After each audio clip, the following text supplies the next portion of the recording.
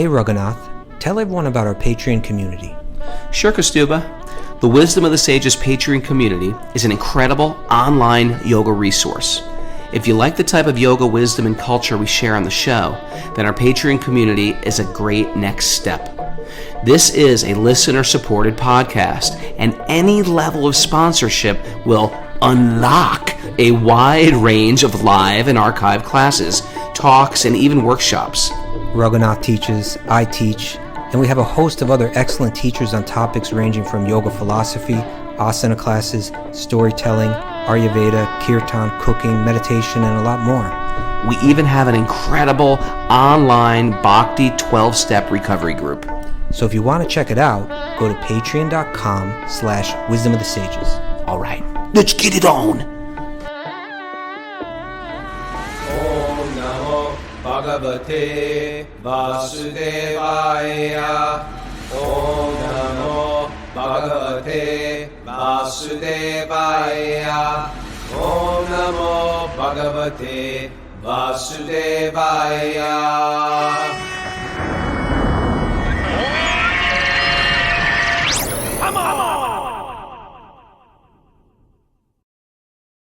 California, this is Wisdom of the Sages, a daily yoga podcast with your host, Raghunath, and co-host and senior educator at the Bhakti Center in New York, Kastuba Das. Welcome to the show, everybody. Welcome to Walk On Wednesday. Walk On Wednesday is a day where we bring a person that we think is sort of cool, doing something cool with their life, part of our community, bring them on, talk them, pick their brain a little bit. But before we introduce our valued guest, welcome, everybody. I made it to California. Boom! Driving across the country. It was exciting. And I landed here at Mukunda Kishore's house, where I've done the podcast a lot of times from. Yeah. It's right outside of San Diego. And What's today, it's called? What's Ramona, California. Yeah. It's nice up in the hills. And gonna see my daughter today. I'm looking forward to that. Sachi, who sort of moved out here. Where exactly is she? She's in I can't remember. How do you get there? What is it? You drive there. What do you mean? How do you get there? I was just queuing you LA, up. everybody drives He's there. setting you up, Prabhu. I was just queuing you up. You didn't even catch on. No, I didn't.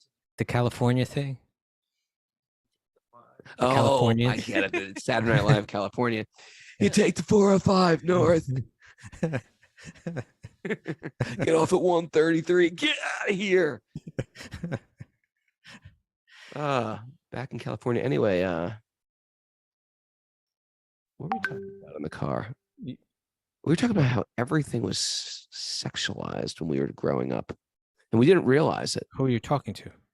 Mukunda Kishore. We were reflecting on our childhood, and we were thinking how, cartoons were so sexualized, and we didn't realize we were just kids. They were just like feeding us this stuff. Do you remember Pepe Le Pew? Well, that's hardly sexual. I mean, it's just... Pepe Le Pew was like a sex addict skunk. I guess he was crossing a few lines there. He crossed a lot of lines. I didn't even know how to interpret that as a child. He's constantly like groping and grabbing the other skunk. Jeez. It wasn't another skunk, it was a cat. Oh my God. Every show is the same, right? Like every show is the same. Some cat would somehow get a white stripe down its back. Yes, he would think it was a skunk. It was so horrible. Oh, okay, now that we got that out of my system, Mara, how are you? I'm good. Wasn't expecting that squirrel this morning. Yeah. I wanted to say it before I forgot. So, anyway, Mara. I got some announcements. Okay, please. We have Bhakti Recovery Group meetings today at 1 and 9:30 p.m. Eastern time. For the codes, you can go to bhaktirecoverygroup.com. Yeah. That's where you go. Hi, I'm Peppy, and I'm a sex addict. I can't control myself.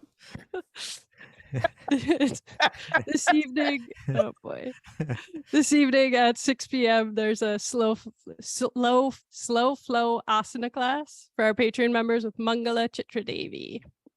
Okay, bring it back, bro. Bring it back.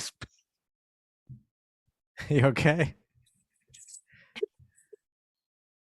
We can't hear Hey, you. who's that? There's a Hey. skunk in the meeting. What the hell? Okay, we're gonna Okay. let's go. Let's bring on our special guest. Our special guest. We had dinner at our special guest house last night, Mara. And she's a very, very fine chef herself, Miss Mara. I know you're number one in Columbia County, but up here in Fallbrook, California, we got to visit Miss Ann Watson. Welcome to the show, Ann. How are you? Oh, she's got her computer mic. You got to unplug that. Unplug it. She's got some mic issues this morning. Hi. Can you hear me now? That's there you bad. go. Okay. I apologize for mic issues. Just, I don't know, give me a symbol if I start sounding like a robot. Oh, I'm we telling you, will. Anne sounds like she was made for like radio, right? Like, Yeah. This is an Ann do Watson you have show. a well, you know what? As we were eating dinner with her, she started telling us, we met her at I did a Bhakti summit thing in California, and she came to it, and she said she listens to the show every day. She's one of those Californian others, famous, Mhm. that never misses a show. And It's hard to come live if you're in California because it's so hard to early. come Yeah, live. it is. Yeah. So she showed up there. We got to meet her, and she was very like bright-eyed and inspired. And so, we got talking yesterday. She made this incredible dinner, Mara. It was my favorite: arugula, fresh figs, some type of blueberries, pine nuts, salad, grilled all these vegetables, including avocado. It was my first grilled avocado. Very good. More avocado. It was great. It was great. Hot. We're in Fallbrook. It's the Fallbrook is the avocado Capital. capital of the world. I think it is. I think it actually is the avocado. There's so many avocado trees growing on her property, just like crawling over her fence from the neighbors. Wow. I know. And then she has a vineyard. Well, anyway, before we get into this whole thing, she's got a resume of things she's done in her life, which is like, and you did that. It's one of those people that keep on saying, and I used to do this, and I do this. What were you again? You were like a food stylist. I still am. I didn't even know what that yeah. was. But in the past, I worked in the corporate world for a long time. I was the public relations director for Jaguar Cars North America. Jaguar. Yeah.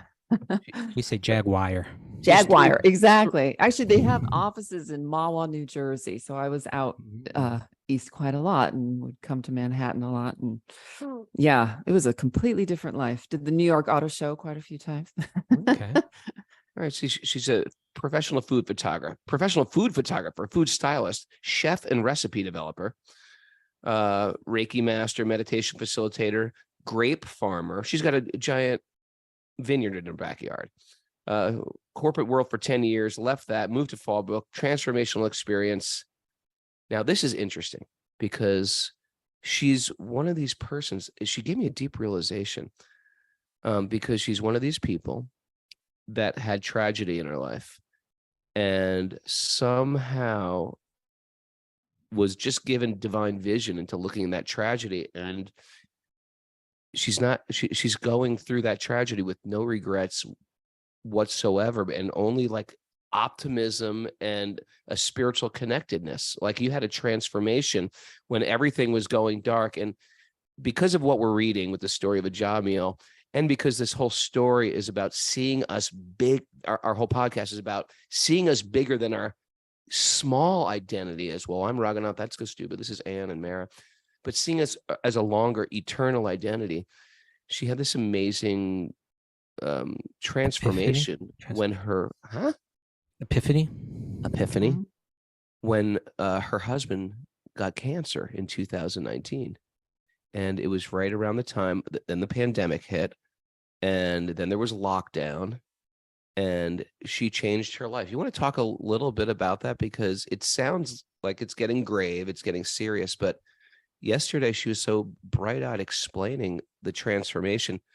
Please jump right in. And also you got to share, like, you're like a, food. You didn't have such a transcendental lifestyle before either. No.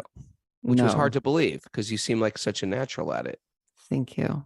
I attribute that to previous lifetimes, maybe. But that's a whole other. Yes. Thank you for the introduction. I'm deeply humbled, first of all. Thank you. I'm humbled to be here today because, quite frankly, I don't know that there's anything that remarkable about me. Because what I experienced with my husband, who did pass, I will say he did pass in 2021. There are so many. It happens to all of us. This is an experience that all of us will go through. I mean, maybe not in the same way, but we all will experience death or tragedy in our life at some point. So, but I guess thank you for having me here, because there is definitely an outlook that I have that was completely transformed by Bhakti. And it has given me sort of a mission, I guess you would say, to want to share my story so that it can help others who perhaps aren't feeling as positive while going through such a difficult time. But yeah, there was definitely Anne before and Anne now is how I would describe it. And in 2019, my husband was diagnosed with terminal stomach cancer. And I think what I shared with you last night over dinner and what prompted you to want me to share it here with everyone was just that there was a period of time, absolutely, for about 6 months where when he was first diagnosed, where I would describe it as the floor falling out from underneath me. I think we all go through life, at least for a little while, thinking, oh, I've got this all figured out and I have a plan. And I got married, have a child, this all, I have this job that I'm so passionate about. I'm going to work. And then suddenly everything can, in a moment, just be completely, I described it like a boat being capsized. It was like, oh, we were just sailing along, smooth sailing, totally great. And then, oh, just kidding. You have days to live. I have never really shared this publicly. And so again, I'm honored to share it here. But that when the doctors said he had a few days to live unless they did an emergency chemo on him. Ooh, microphone's out again. Your microphone's. She's been having trouble with her microphone. But an emergency chemo. Yeah, I had never even heard of emergency chemotherapy before. I didn't know this was a thing. But his cancer had spread so severely. It was stage 4 stomach cancer. It was actually no longer in his stomach by the time he was diagnosed. It was through his lungs and his liver. He had so many tumors, but the biggest one was the size of a grapefruit on his liver. I mean, he was very, very sick. And ultimately it ended up spreading to his brain. And that was what took him in the end. However, when he was first diagnosed, they said, okay, yeah, if we don't give you chemo now, you have maybe weeks, but potentially days to live. And so they took him to the ICU and hooked him up to a regular IV, which if anyone has had experience with chemo, normally you get a port and all this. Anyways, it's very unusual. And I remember getting a phone call from his doctor as his wife saying, we just want you to know, sort of one of these legal phone calls. And we just want you to know that there's a 50-50 chance here that giving your husband chemo today could kill him. I was like, I'm sorry, what? And it was because his liver was so overwhelmed by tumors that either the chemo is going to help shrink those tumors or his liver is going to get completely overloaded and not be able to filter the chemo and he'll die. So yeah, that was heavy. That is called the floor falling out underneath you. Like yes, within the boat matter capsized. of hours. Yes. And so of course I went into sort of what I think any human would do who deeply loves their spouse, which is, okay, what are we going to do to save you? I don't want to let you go. I can't let you go. This is not possible. I can't have our son. He's now 9, Tarun's age. But he was little at the time. He was 5. And I thought, oh gosh, I can't have my son grow up without a dad. I wanted to control it. I wanted to make it better. Better, I put in quotes. And so it was, I'm going to feed you. I'm going to make sure that I nourish you the way I should nourish you. I'm going to, I became really like structured about it and how I was going to fix this. And about 6 months into the journey, it became very clear. By the way, spoiler alert, he ended up living for a further 18 months. It was a complete gift. Krishna's mercy. I mean, just unbelievable. What a gift that time was. But I often say that 6 months of trying to control, I had then at the end of that sort of this moment of awakening as I started to, actually, it was as I started to listen to this podcast. That's right. That just occurred to me because in 2020, I started listening to the podcast during the pandemic. And yeah. So you're saying maybe I gave you a spiritual awakening. Is that what you're trying to tell everybody? Yes. No, but I do want to point out though that and it hit me at the table yesterday. Like, wow, that pandemic drew everyone, and that's when our podcast started, and that's when the pandemic hit, and everybody who was out pulled themselves in, and who knows where other people went, but our community came to this podcast. And we all were on this internal journey as our world was being dismantled. So, okay. So please continue. No, exactly. Though I think that then it was around February of 2020. No, it would be March. It was during the pandemic. It was when we went into lockdown and I began listening. And I don't know, something, I wish I could trace it back to the exact episode or what it was, but I do know that I did watch a recording. Oh, gracious, this is terrible. I'm forgetting her name, but it was a beautiful woman who you interviewed who was in hospice, Mara. Krishna Nandini. It was episode 222, I think. Oh, Yes, nice. yes. Mara, yes. who It was are one of my you? favorites. That's why. Oh my God. was a I knew, great I'm one. like, I know It was it's one of really Mara's powerful. favorites too. Yeah. That changed everything. I suddenly Wow. went, oh, like I don't have control of this. And look at this woman and how free she is from fear.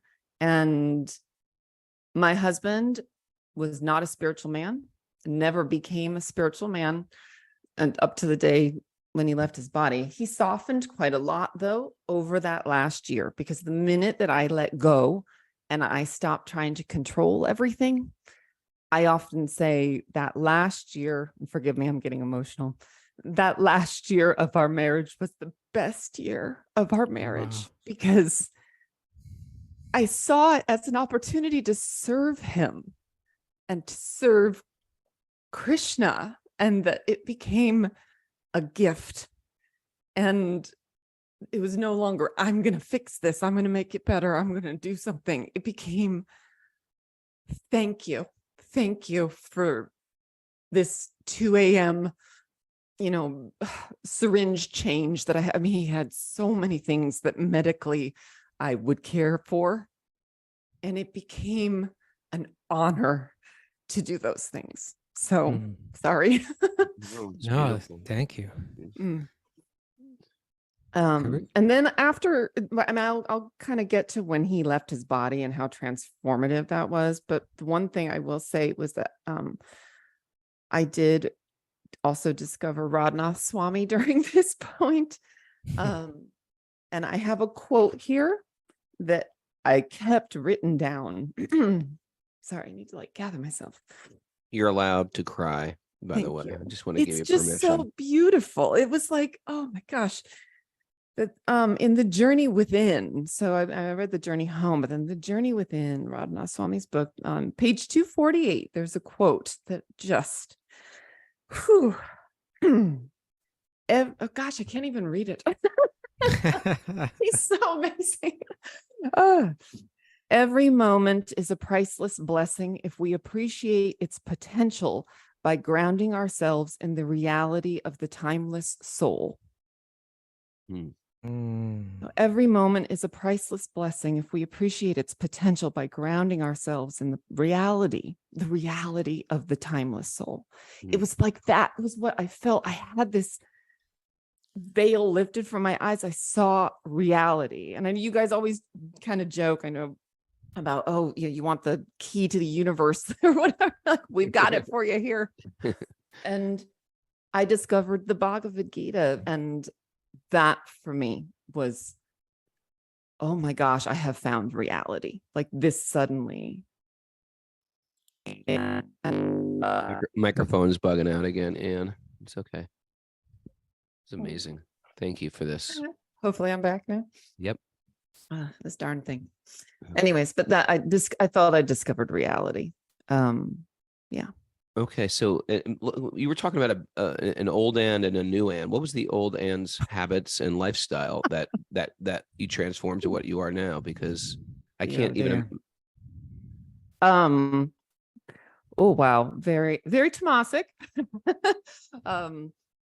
I was about probably a good 50, 60 pounds heavier than I am now, and not that weight is a thing, but it was because of the lifestyle I was living. I was definitely teetering on alcoholism, drinking way too much every day, and overeating, seeking comfort in food very much, deeply unhappy, but not even realizing it. I just was asleep. That's how I would describe it. I was asleep. Interesting. I was a workaholic as well. I worked constantly. I missed a lot of my son's childhood because I was on the road doing photo shoots. And I don't know, everything was backwards. And so again, it was sort of like there was and then I would say the thing that, I mean, yes, this 18-month experience was transformative, but it really was the moment when I got to be, so I was able to get my husband home from the hospital. It's a long story, but he hospiced for only 3 days here at home, because I think he was just so relieved to be home and finally get to leave his body in our home. Which is what he wanted and what you wanted, correct? Yes, he hated hospitals, and we were both sick and tired of them. So, and this is our home. It's a very sacred space. And I think for him, he wanted to be surrounded by our dogs and be in the living room. And they've got a little farm. They've got pigs, dogs, chickens. Yeah, we do. Yeah, exactly. Tortoises. I don't know if I introduced you to the tortoises. No, you didn't. So it was only 3 days. Huh? 3 days he hospiced. And were you with him? Were you chanting? Were you, sorry. No. Tell us. It basically became one long day. Because I didn't leave his side. I didn't stop holding his hand the whole time. I remember when you hospice, at least at our place, what they do is they bring in basically your deathbed, kind of roll that into the living room. We moved some furniture around, that type of thing. And I pulled the sofa up next to him, and he basically fell asleep, and it was the most peaceful, beautiful experience. But what was so strange was that I think because I didn't leave his side, I was able to sense his spirit truly leaving his body. I really, really sensed it. Like I felt that so clearly. I think we all know that you can get a feeling when someone walks in the room, even if you don't see them, right? You're like, oh, there's somebody here. I can feel it. Oh, hi. It's a ghost. I think that I felt that with him as he left his body. It's like, oh, I sense him still. He's just not in his body. Became, and this is going to sound a bit crude, forgive me, but like it became a thing. Wow. I referred That's to a it. good way to put it. You go from being this being, now it's this thing. Like, now what do we do with this thing? Right. Call the morgue. Like it was just take the thing away. I heard myself even when the coroner showed up being like, oh, it's over there. Like, and I went, oh my God. Oh, microphone's going kooky. What an incredible realization, Stuba, huh? It was Yeah. once a being, and now it's a thing. Yesterday over dinner, you were like, I knew at that moment, Mhm. he is not this body. We are not this body. He's not dead. And Yeah. yes. And chapter 2 of the Gita, like, completely just clicked. It was amazing. And then when the coroner showed up, I remember even being like, oh, it's over there. Like, it became it. His body was an it. It's not him. And I think it took every piece of fear that I had about death instantly away. Like, it's Wow. we don't die. We do not die. And I think that's what I think I said this to you at dinner last night. I just, people think I'm weird because, the majority of people, of course Yeah. I grieve. Of Yes, course I yes, grieve. Of yes. course I am sad. And of course I have moments where I'm emotional and I miss him. And, the vineyard that we have was his. And so that's why I chose to continue growing grapes and to carry on his legacy. Because I scattered some of his ashes even in the vineyard. Like, that is a sacred place to me. And I connect with him there, but I don't need his body here to feel his presence. And I think that it's a beautifully free way to live when you can be, again, grounded in the reality of the timeless soul. And Whoa, Mary, write that down, Miss Mara. Grounded in the reality of the timeless soul. Yeah, you know what you're saying to it's just making me think of Bhagavad Gita and how it glorifies transcendental knowledge, right? And that term, let's not be like all vague about and everything. Like, just what you said, we do not die. we don't die. That's transcendental knowledge. That means you understood. Hold it. No, the body is just a thing. He was something, or is something different. Right. In the there's beautiful verses in the 4th chapter. Like the 38th verse of the 4th chapter says, "In this world, there's nothing so sublime, as pure as transcendental knowledge. And such knowledge is the mature fruit of all mysticism.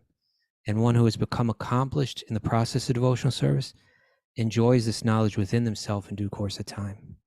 And it's a key that can make even the most painful, tragic, difficult moments in our life can actually make them the most special moments in our life. And it's not just a positive attitude too, because Yeah. in the world of positive attitudes, oh, okay, be positive, but my husband's going to die and I'm left with this house and his farm and my son without a you can't positive attitude yourself through material life. You need transcendental vision. You need a transcendental lens to see it through. And because of that, all these other things that are very real and very overwhelming and show up on a regular basis, the sadness, the lamentation, the grief, it shines light on those things. It actually makes those, you see how transcendental knowledge is actually the greatest gift, because there's people that will lament this every day of their, what happened to you. There's people that'll affect their life every day and take them down and take them backwards, and they can't let go of the past. And what could I have done differently if I only lived a healthier life? You would blame it on yourself. You're blaming on the situation. You'd get angry at God. And it's like the analogy of like the gardener who's coming to cut down the roses when actually enhancing the growth of the roses. He's not ruining your garden. Okay, that just made me think of 1837. Right. Throwing the shlokes around. This is great. Oh no, I'm not Where there's going to smoke, do it in there is no Sanskrit. soak. No, that's fine. No, but that which seems like poison at first tastes like nectar in the end. Oh yeah. To me, it's like, because we resist things that actually are nectar. I think that it tasted of poison. I didn't want this. I didn't want any of this. Right. I didn't want to be a widow at age 42 like that. No, it was not something in the cards that I wanted. And now I see And again, I'm getting emotional. So my morning No sadhana. emotions. No emotions, please. Clinical. Oh gosh, no. My sadhana, my morning practice involves every morning I wake up early before my son. I have a little yoga studio, which I didn't tell you, Raghu, was actually my husband's parting gift to me. He had that built for me because he saw how important my practice had become. He wanted me to have a sacred space on our land to be able to practice. It was It's a beautiful. great little hut. It was amazing. So I meditate, I do asana, but chant around, I try every morning. But I find that part of my practice is, and this is where I cry, I thank his cancer. I think of his cancer and I say, thank you, thank you, thank you. And I thank Krishna and I thank life. I am so unbelievably grateful to have gone through such a hard thing.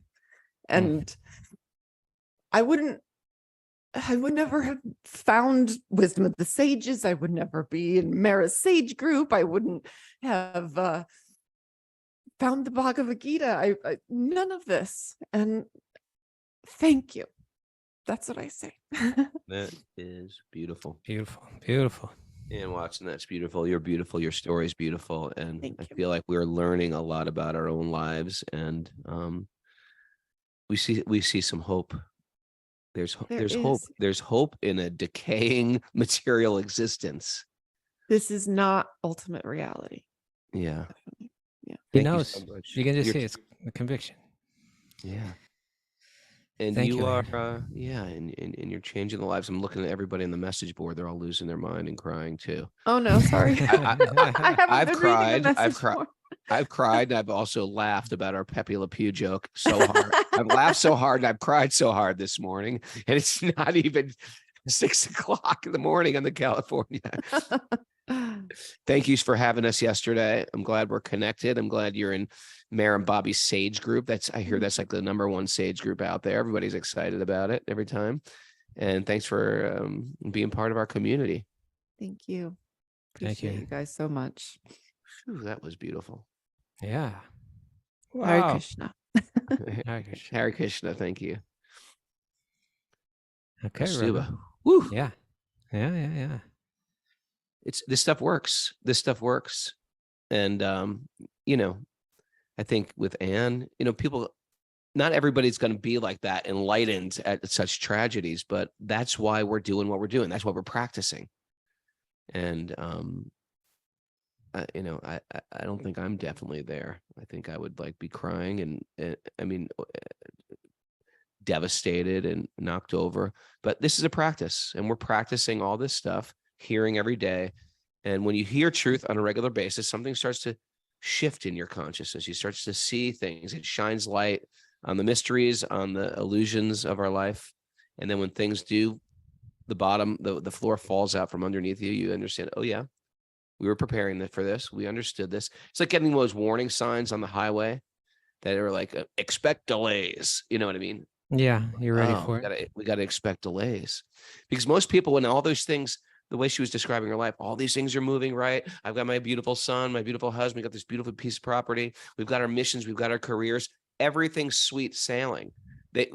Oftentimes when people get to that place in their life, they think, I've done it. I figured out the Rubik's Cube. No, you didn't. What we're doing right now, hearing these stories, this is figuring out the Rubik's Cube. Expect delays.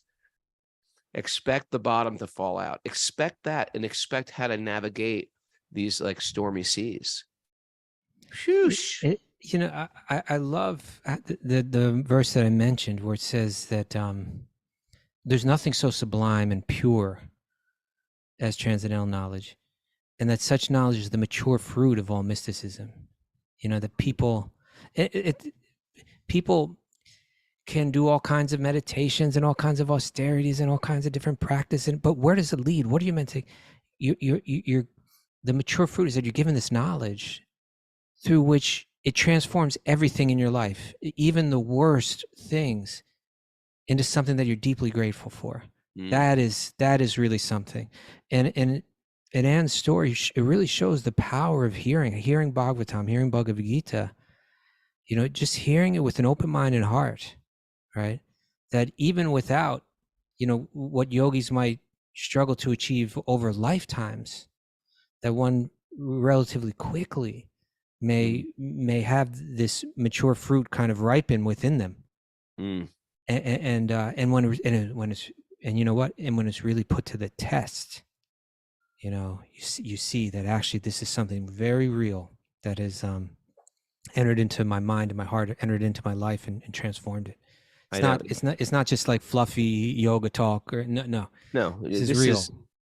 This is who can say these words like thank God for the cancer. It's like, yeah, that makes no material sense. Yeah.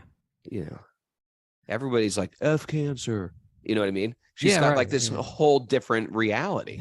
Right. And it's not like an insensitiveness, and it's not a we're better than you or anything like that, but I'm just better, I'm above it, I'm oblivious. No, that's there too.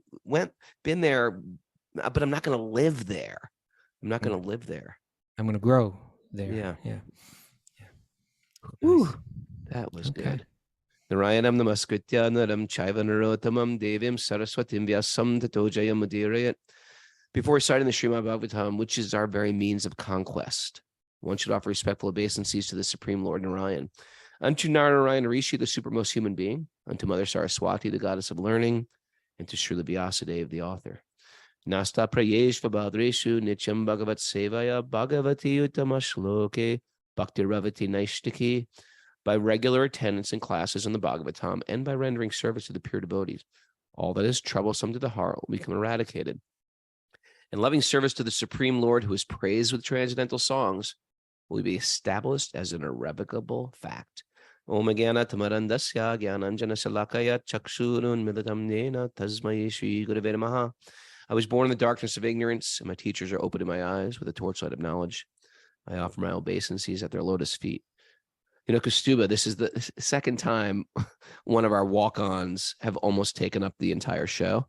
And in a wonderful way. Do you remember who the other one was? Trivia question. Yeah. Mara's got it. Yeah. Yes. Anna Ciro. Yeah, Anna Ciro in Colombia. Another quote material tragedy, and of someone who knows where these people get it from, some previous life of just like dealing with all these things, but they face these tragedies head on and they're above it, and they just set an example. Like, oh, I can do that too. I can work for that type of vision. And a Ciro story, my God, though. It was like all that she's been through, and her ability to see it all in a positive light. Unbelievable. Check that. What episode was that, Miss Mara? You walking Dewey Decimal System of.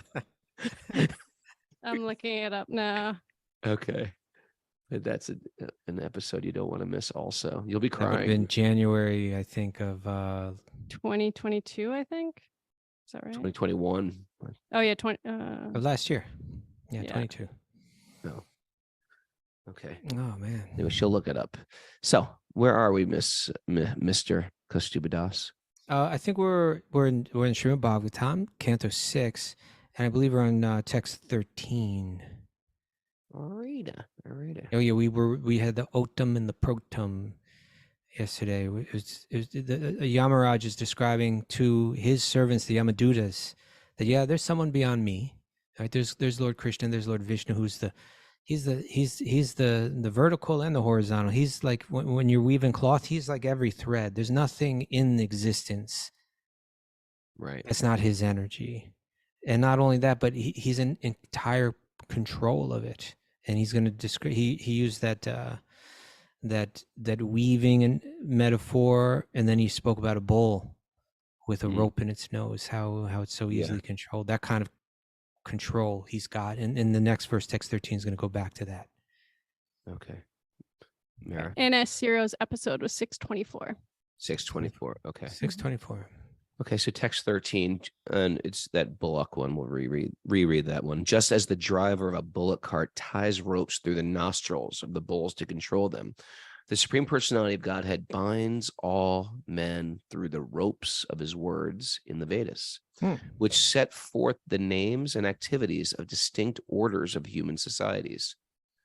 In fear, the members of these orders all worship the Supreme Lord by offering him presentations according to their respective activities. That doesn't sound good, right? Well, I think you can take that in fear in a different way. In other words, what's this verse saying? It's saying that there is a way that this universe is designed to work. And part of that design is that we can naturally fall into that we're going to fall, that although we're all individuals for sure, right? And although we're all individuals and we have our own unique personalities, but still those unique personalities can be grouped into four, right? And according to where one naturally falls in, one has to embrace certain responsibilities in life if you're going to be a good human being, and if you're going to move forward, and if you're going to become more selfless and more giving and more loving, then you're going to have to accept certain responsibilities, right? And so that's the varnashram dharma, right? And so it's saying, now, if I choose not to cooperate with that, if I choose not to live according to that direction, and or live opposed to that direction, then there's consequences. That the universe is like, oh, you want to be selfish, you want to harm others, you want to, then there's going to be There's going to step out of the line, step out of line. Yeah, there's going to be the edges. There's going to be a response to that. And so, sometimes I agree, when you read it, it sounds like one of those quote unquote religious kind of things. It turns out about fear. Fear-based. But there's fear can be understood in another way. Like for instance, I might be afraid of, walking on a tightrope, like at a high height, like Philippe Petit between the World Trade Center, yeah, I fear that. Remember Philippe Petit? No. You don't know Philippe Petit? It's fascinating that you do. Oh, it's a big thing when we're kids. This guy walked the tightrope between the World Trade Center. That's pretty incredible. Can't believe you don't know that.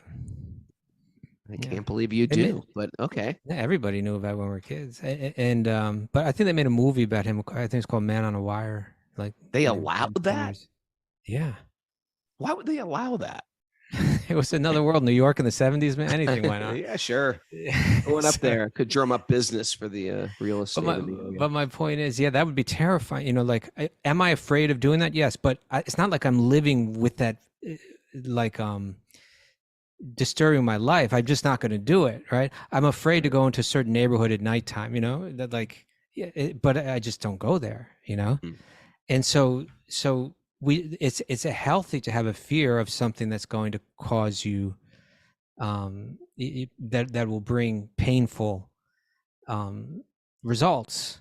But it's not like that you're living in fear 24 hours a day. It's just like, oh no, based on my fear, I will choose to do things where I don't have to experience that fear, So I think we can understand this verse like that, Okay. You could just say, in a sense, it's just being guided by, hey, there's danger over there.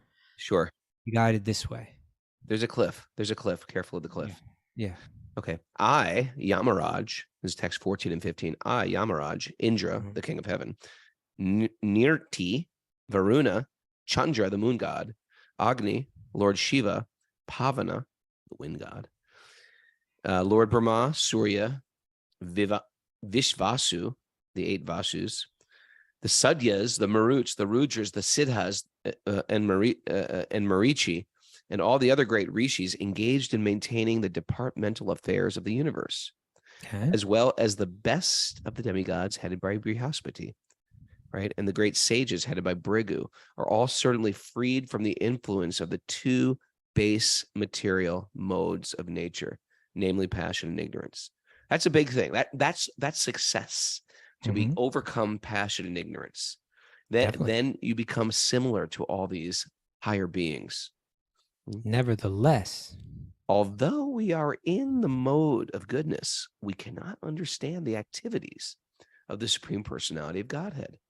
What then is to be said of others who, under illusion, merely speculate to know God? Okay. This is incredible stuff.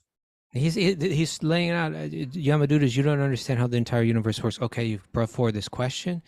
Let me explain it all, right? Even these great sages and even these powerful universal departmental heads, different They're still devas. confused. They're still confused. I'm confused. Still, yeah, Vishnu or Krishna is so unlimited that even we can't understand him. Getting exciting. 16. As the different limbs of the body cannot see the eyes. Good analogy already. Mm-hmm. A living entity, right? Living entities cannot see the Supreme Lord, who is situated as the super soul in everyone's heart. Not by the senses, by the mind, by the life air, by the thoughts within the heart, or the vibration of words, can the living entity ascertain the real situation of the Supreme Lord. Interesting. Why don't you read the commentary to this one? Okay, this is the commentary of text 16. Although the different parts of the body do not have the power to see the eyes direct the movements of the body's different parts. The legs move forward because the eyes see what is in front of them, and the hand touches because the eyes see touchable entities. Right? If I see a hot coal, I'm not going to touch that. Mm-hmm. Right? Similarly, every living being acts according to the direction of the super soul, who is situated within the heart. And as the Lord himself confirms in the Gita 15:15, right, is the verse we've been quoting all last month. Sarvasya chaham Pretty sunny to Pridisani stow. Vishto. Mata smrti gyanam aponam cha. I'm seated in everyone's heart and giving directions for remembrance, knowledge, and forgetfulness. Elsewhere in the Bhagavad Gita, it's stated, Ishvara sarvabhutanam hriddesharjuna tishtati. The Supreme Lord, as the super soul, is situated within the heart. The living entity cannot do anything without the sanction of the super soul. The super soul is acting at every moment, but the living entity cannot understand the form and activities of the super soul by manipulating his senses. The example of the eyes and the bodily limbs is very appropriate. If the limbs could see, they could walk forward without the help of the eyes, but that is impossible. Although one cannot see the super soul in one's heart through the sensual activities, his direction is necessary. Okay. So more information is being given here about how this world works and how life works, right? That understand how helpless each soul is, right? That we're just this little spark of energy. Even how the body works, how our desire transmits into the movements of our body and so on, and what we can accomplish with the body is mysterious to us. But here it's being said, no, there's another entity that has the power to move the material energy and that responds to our desire. And that's called Paramama, behind everything, right? In every body, there's one of these super souls that's sanctioning, witnessing, hearing, sanctioning, whatever it is that we accomplish, whatever it is that we choose to do. And in a broader sense, there's a soul within the entire universe that is Lord Vishnu, right? That's making the entire universe move in a particular way, that it can't move independently. It's amazing how it's such a base illusion that we're not in control, or that we are in control. And when Anne shared that, like, I finally realized I can't control this. I can do something here.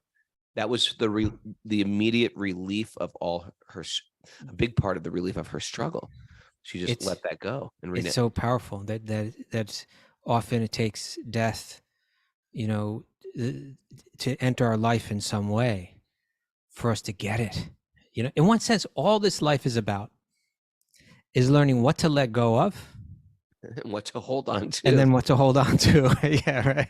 Yeah. For a lot of yogis, it's just about letting go. But for the bhakti yogis, we understand, we let go by taking hold of Sri Krishna, right?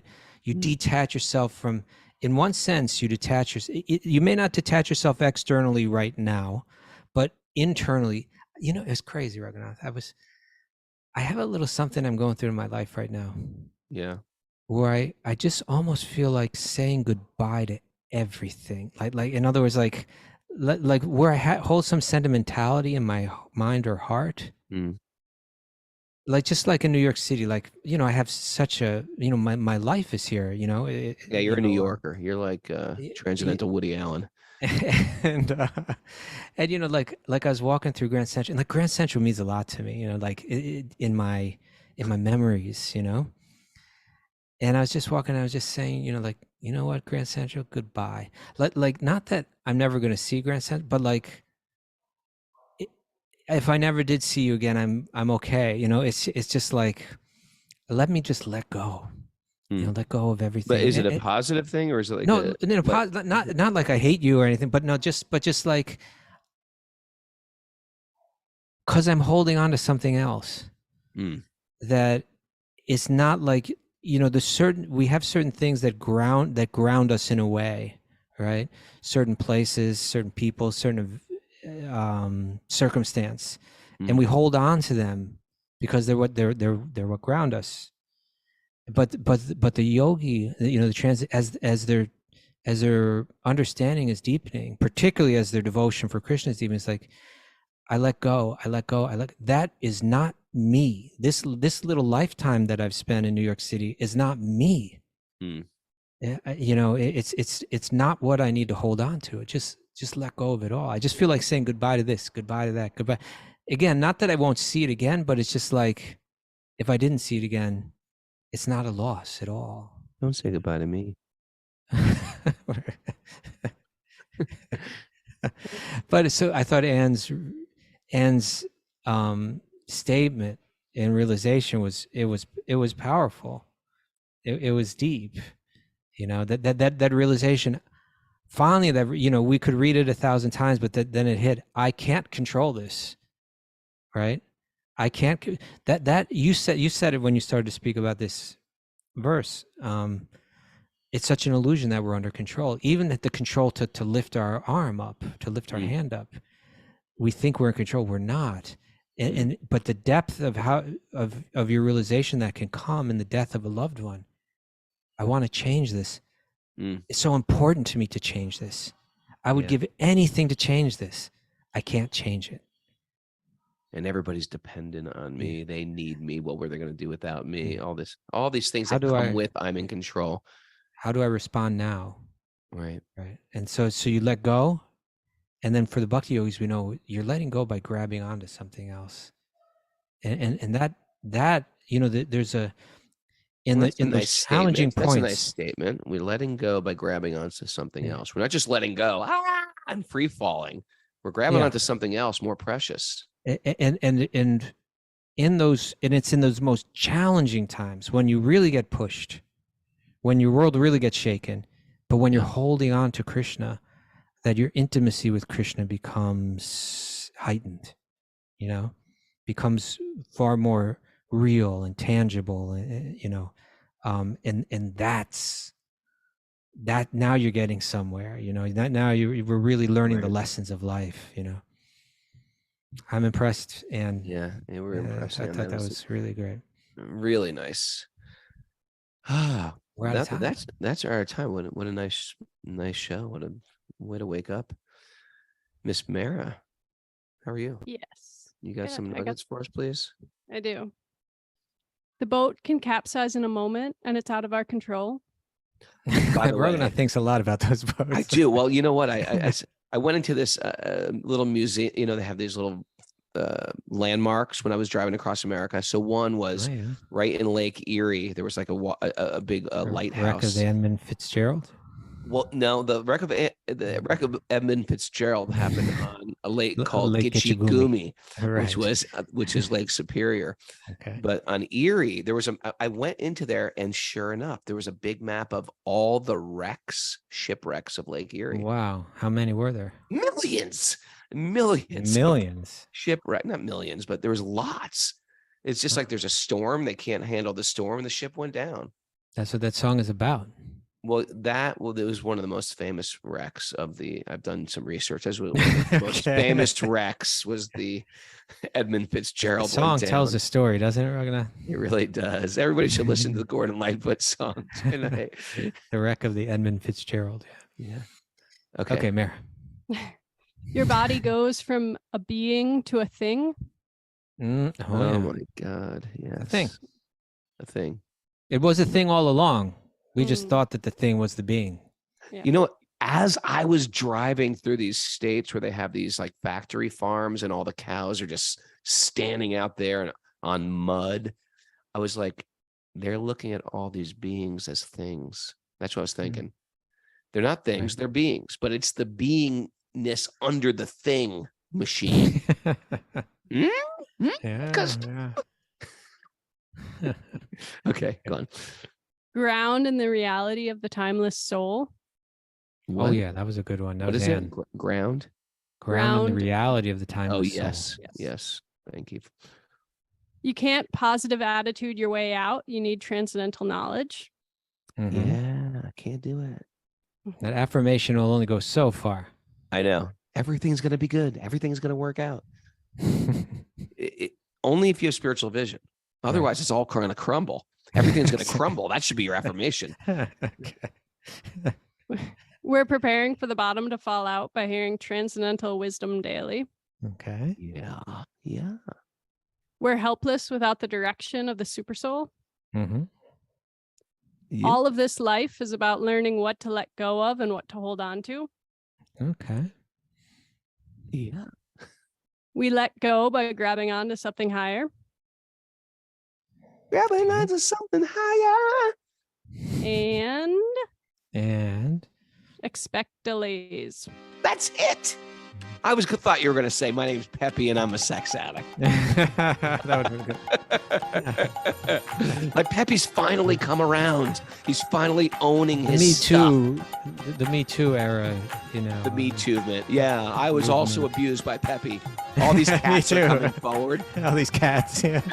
Black cats. You know, Peppy had this position where he was running Warner Brothers, and all of a sudden, he would come in to me and he said, "You want to make it in this industry? You got to succumb to my desires." No way, Peppy. It doesn't work like that. But with Peppy, I don't know. Maybe it's not PC to say this, but it seemed like it was real love. It wasn't real love, Kosuba. Okay. He was just interested in for their fur and their tail. I'm not sure if that's true. He was just chasing tail around. Anyway, thanks everybody for joining us. Thanks to Ann Watson. That was a very deep, wonderful, transcendental, emotional story. There's so many more stories with Ann Watson. She's like a child of light and mystic herself. Her son is wonderful. Anyway, thanks so much for joining us, and thanks for dinner last night. I'll be back. So where are you going to be tomorrow morning, Roger? Gonna be in Laguna. With Pupe's mother-in-law. Oh, right. Pupa's mother-in-law. Mother-in-law? Her in-law in Laguna Beach, right by the temple. Okay.